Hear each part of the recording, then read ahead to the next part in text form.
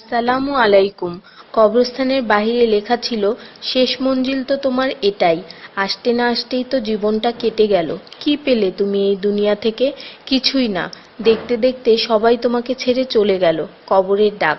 তুমি কি কখনো আমায় মনে করেছিলে? তাহলে শোনো, আমার মধ্যে গহীন অন্ধকার, নামাজের আলো সাথে নিয়ে এসো।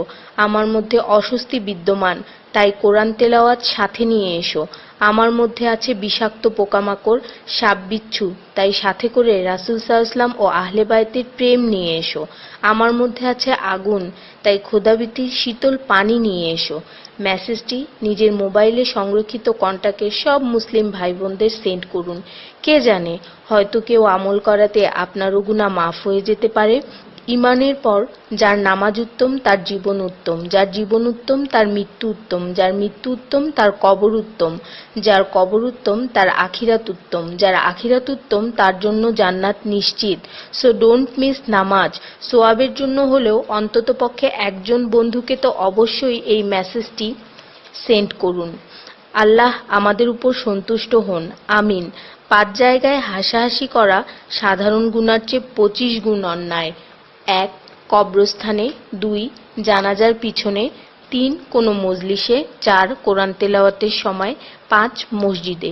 শুধু একবার কাউকে পাঠান, অনেক মানুষ এসব গুনাহ করা থেকে বেঁচে যাবে। একা আছেন, আল্লাহকে স্মরণ করুন। কষ্টে আছেন, মুহাম্মদ ও আলে মুহাম্মদের উপর দরুদ পড়ুন। মন খারাপ থাকলে ইয়া হাইয়্যু ইয়া কাইয়্যুমও পড়ুন। টেনশনে থাকলে ইয়া রাহিমও পড়ুন। ফ্রি থাকলে মেসেজটি ফরওয়ার্ড করুন। হে আল্লাহ, আমার উপর এবং তোমার নবীর উম্মতের সকল সদস্যদের উপর তোমার রহমত বর্ষণ করো, আমিন। তথ্য: আপনি কি জানেন পবিত্র কোরআন শুনলে ক্যান্সার হয় না? আর যদি ক্যান্সার সেল শরীরে থেকেও থাকে তাহলে তাও মারা যায়। দীর্ঘ সময় ধরে আল্লাহকে সেজদা দিলে জ্ঞান ও বুদ্ধিশক্তি বাড়ে। মাথা ব্যথার সমস্যা হয় না, চুল পড়া দূর হয়ে যায়। এই মেসেজটি ফরওয়ার্ড করতে শয়তান আপনাকে বাধা দিবে, কিন্তু আপনি এটা হতে দিবেন না। আর সব কন্ট্রাক্ট নাম্বারে সেন্ড করে দিন। কোরআন ও নবীর সুন্নত ও তার সম্মানিত সাহাবী এবং আহলে বাইতের অনুসরণ করুন। ক্যান্সার একটি ভয়ঙ্কর রোগ। অনেক মানুষ আছে যারা নিজেরাই এটাকে দাওয়াত দিয়ে নিয়ে আসে। ছোট অথচ সাধারণ কিছু পদক্ষেপ গ্রহণ করলেই এই রোগ থেকে বাঁচা যায়। বেশিরভাগ মানুষ খাবারের পরপরই পানি পান করে নেয়। খাবারের পর পানি পান করলে রক্তে বিদ্যমান ক্যান্সারের জীবাণু থেকে তৈরি হওয়া ক্যান্সার সেলগুলোকে অক্সিজেন সরবরাহ করে। নবী পাক সাল্লাল্লাহু বলেছেন, খাবারের আগে পানি পান করা শেফা। খাবারের পরপরই পানি পান করা কলেরা রোগের কারণ, তাই সর্বোত্তম হলো খাবার শেষ করার কিছুক্ষণ পর পানি পান করা। তিনি আরো বলেছেন, 1 চিমটি লবণ খেয়ে খাবার শুরু করো আর 1 চিমটি লবণ দিয়ে খাবার শেষ করো। এ কথাগুলো তাদেরকেও জানিয়ে দিন যারা আপনার কাছে জীবনের চেয়েও প্রিয়।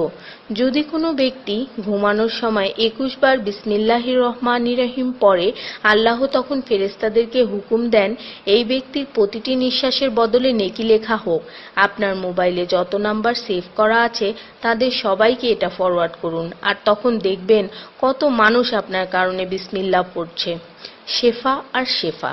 রোজ একটা করে আপেল, নো ডক্টর। রোজ 4টা বাদাম, নো ক্যান্সার। রোজ একটা লেবু, নো ফ্যাট। রোজ 1 glass milk, no bones problem.